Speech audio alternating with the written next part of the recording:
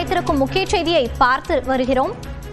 தூய்மை பணியாளர்களுக்கு ஆதரவு தெரிவித்தால் கைது செய்யப்பட்ட வழக்கறிஞர்களை விடுவிக்க வேண்டும் என தெரிவிக்கப்பட்டிருக்கிறது. கைது செய்ததற்கான ஆதாரம் இல்லை என நீதிபதிகள் MS ரமேஷ், P லட்சுமி நாராயணன் அமர்வு தெரிவித்துள்ளது. கூடுதல் விவரங்களோடு இணைக்கிறார் நமது செய்தியாளர் மதன். விவரங்கள். நடத்தி வந்த தூய்மை பணியாளர்களை அப்புறப்படுத்த வேண்டும் என்று நேற்றைய தினம் சென்னை உயர்நீதிமன்றம் உத்தரவு பிறப்பித்தது. அதன் அடிப்படையில் நேற்று பகல் முழுவதும் அவருடன் பேச்சுவார்த்தை நடத்தப்பட்டு தோல்வியில் முடிந்தது. அதன் பிறகு நேற்று நள்ளிரவு அவர்களை கைது செய்யப்பட்டார்கள் அனைவருமே.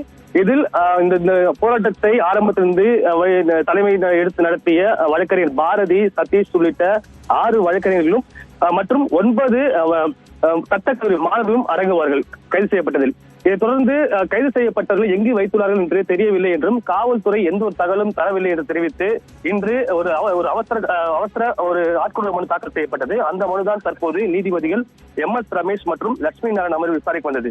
அப்போது காவல்துறை தரப்பில் பார்க்கும்போது நேற்றைய தினம் உயர்நீதிமன்றம் பிறப்பித்த அந்த உத்தரவின் அடிப்படையில் மட்டுமே அவரும் பேச்சுவார்த்தை நடத்தி பார்த்தோம். பேச்சுவார்த்தை உடன்படவில்லை. அது மட்டும் இல்லாமல் துறையினர் கூட அவர் தாக்க முயற்சித்தார்கள். அதன் காரணமாக தான் கைது செய்யப்பட்டதாக தெரிவித்தார்கள். மொத்தம் தற்போது வரைக்கும் 930 பேர் கைது செய்யப்பட்டு தற்போது விடுவிக்கப்பட்டுள்ளார்கள். ஆனால் இந்த ஒரு ஆர்ப்பாட்டத்திற்கு தொடர்ச்சியாக சட்டவிரோதமாக நடைபெற்ற இந்த ஆர்ப்பாட்டத்திற்கு முக்கியமாக இந்த 6 பேரை மட்டும் விடுவிக்க மாட்டோம், அவர்கள் மீது வழக்கு பதிவு செய்யப்பட்டதாக தெரிவிக்கப்பட்டது.